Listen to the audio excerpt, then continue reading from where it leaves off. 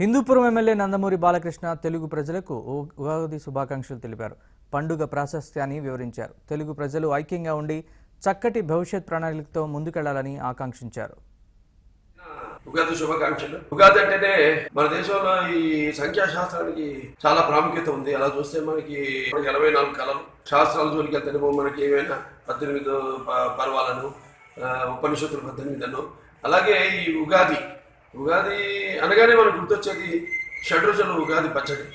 అంటే తీపి, పులుపు, వగరు, చేదు, ఉప్పు, కారం ఈ యొక్క షడ్రుచుల యొక్క కలయికే ఉగాది.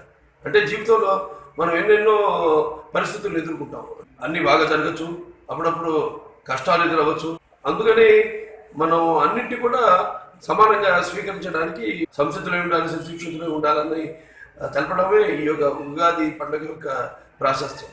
గతం మనం నెమరు వేసుకుని అందులో మనం అనుభవించిన అనుభవాలన్నింటినీ జీర్ణించుకుని అలాగే వర్తమానంలో దానికి ఒక దిశానిర్దేశకత్వం ఏర్పరచుకొని ప్రణాళికలు రూపొందించుకొని భవిష్యత్తులో మనం ఒక లక్ష్యాన్ని ఏర్పరచుకుని ఆ లక్ష్యాన్ని చేరుకోవడమే ఈ ఉగాది పండుగ యొక్క ప్రాశస్త్యం.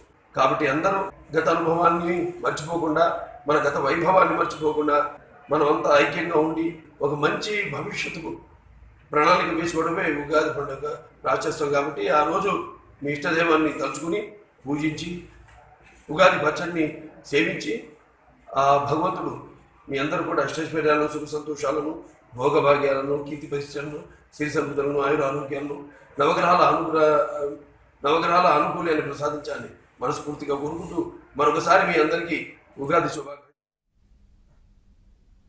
వసుధపై వసంతం వికసించిన తొలి రోజే ఉగాది.